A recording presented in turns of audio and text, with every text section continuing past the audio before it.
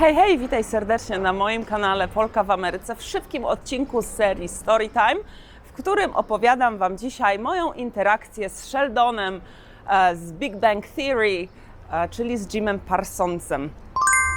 Powiem Wam tak, niesamowity facet, naprawdę bardzo mi zaimponował jako osoba. Kręciłam z nim taki film o nazwie Spoiler Alert. Myślałam, że trochę mnie będzie więcej w nim widać, bo byłam z nim siedziałam przy jednym stole i kręciliśmy cały dzień naszą interakcję w jakiejś agencji reklamowej. What do you got? 14 years ago, it was a most ordinary Tuesday. Heard the mic? Ale tam troszkę mnie widać, więc spoko. Zawsze coś, słuchajcie, widziałam siebie na dużym ekranie.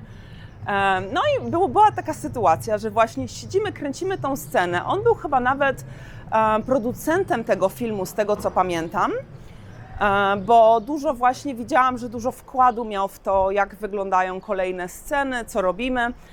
Ja pracowałam na tym filmie jeszcze poza tą sceną, jeszcze 2 razy jako stand-in. Czyli po prostu na mnie ustawiano światła do innej aktorki.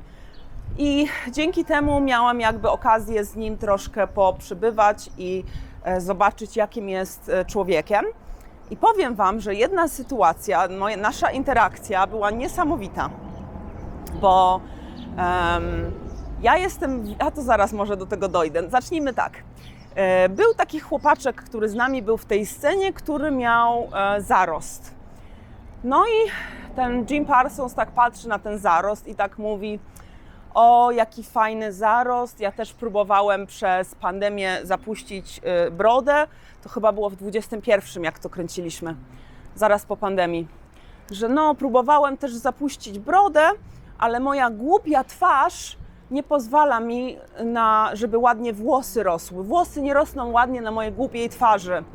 Po czym taki przerywnik, sekunda takiej konsternacji, on mówi do siebie: nie ładnie tak o sobie mówić, nie powinienem tak o sobie mówić, nie mogę tak o sobie mówić.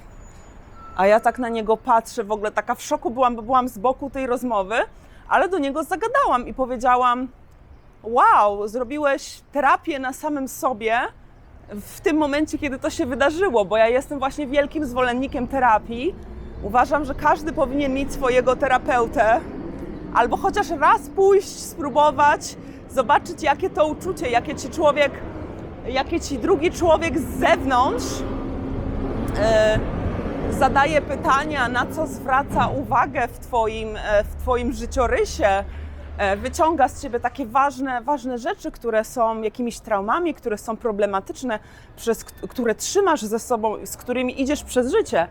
No i tak mu właśnie powiedziałam, że fajnie, że zrobiłeś tutaj taką terapię sam na sobie, że to jest takie impressive, że zaimponowało mi to. On się uśmiechnął i mówi, że tak, że właśnie ćwiczy z terapeutą miłość do samego siebie i że nie powinien sam sobie mówić, że coś w nim jest, że coś jest w nim niefajne, że coś w nim jest głupie.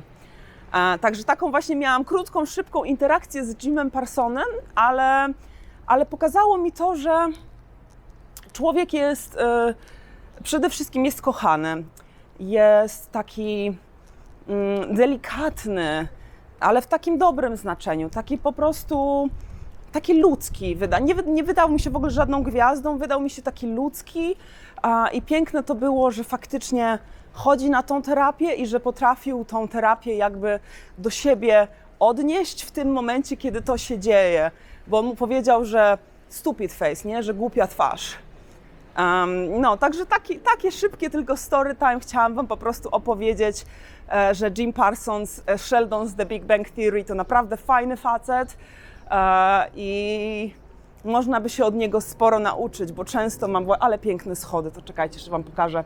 Bo często spotykam ludzi, którzy sami na siebie narzekają i mówią o sobie różne rzeczy, które nie są prawdą, a zaczynają w nie wierzyć, bo takie sobie powtarzają, albo powtarzano je im w dzieciństwie, gdzie my się zmieniliśmy od dzieciństwa, już nie jesteśmy dziećmi.